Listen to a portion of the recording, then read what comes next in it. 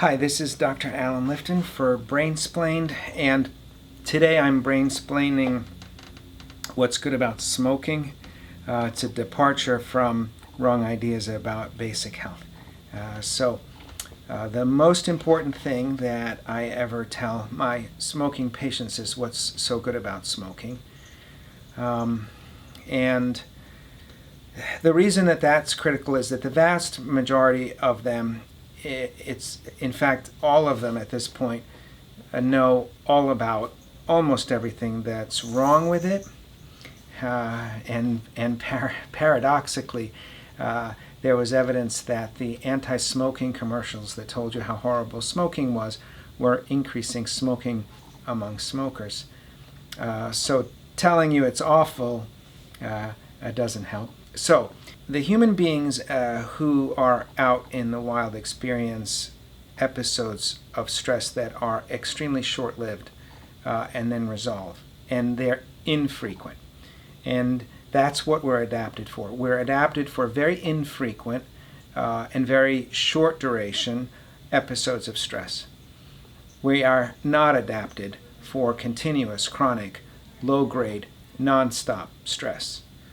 We're not designed to have stress every morning when we get in the car and go to work. We're not designed to have stress at work all day, every day. We're not designed to have stress when we drive home. We're not designed to have stress when we're waiting online at the grocery store and people are cutting us or being rude or whatever's going on. That's not the way we're built. And the stress response happening all the time is very harmful. So I've had in 25 years of practice only two patients who said, yeah, I smoke because it pumps me up and it gives me energy and I like the high. The others don't. And nicotine is a stimulant. It's actually a fairly powerful stimulant, and if you give nicotine to non-smokers, they get revved up. It gives them energy. So the other smokers, all of them, other than those two exceptions to the rule, tell me that it calms them down. So it's not a drug effect. And we know it's not a drug effect anyway. We know it's not a drug effect because the smoking problem was not solved by the nicotine patch and was not solved by the nicotine gum. In fact, those things are relatively ineffective. So what's going on here is smoking is, in my opinion, the best possible habit ever developed for anti-stress. It's very rapid and it's very effective. So it's tremendously beneficial when you find yourself in an environment that you don't belong in, where stress is continuous because you have to get rid of it. And this thing works very well.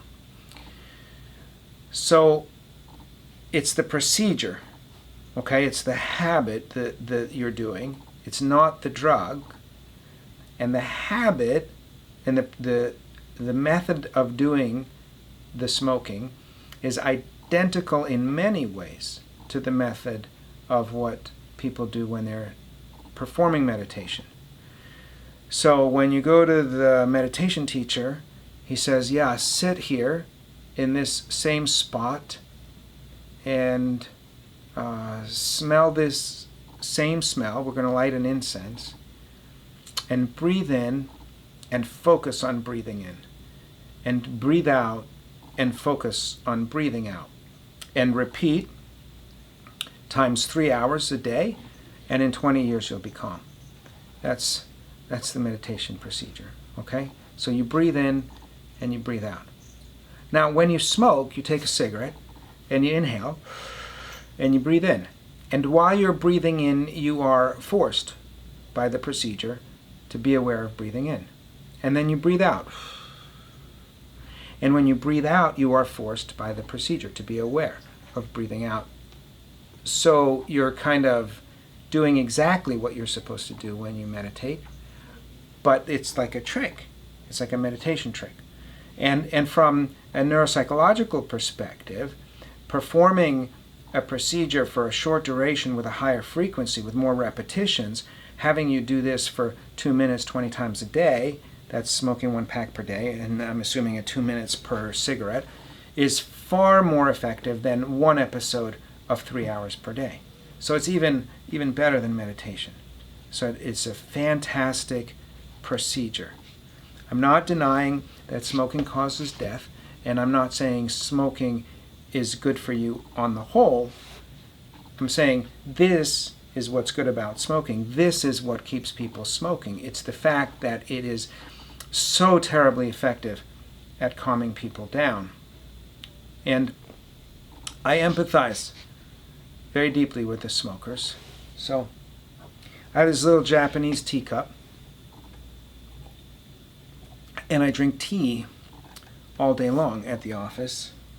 I only take about 1 or 2 sips. I do it at least 20 or 30 times. I have a giant thermos. Here's my giant thermos I keep tea in. And I don't think I could come to work without my tea. It calms me down.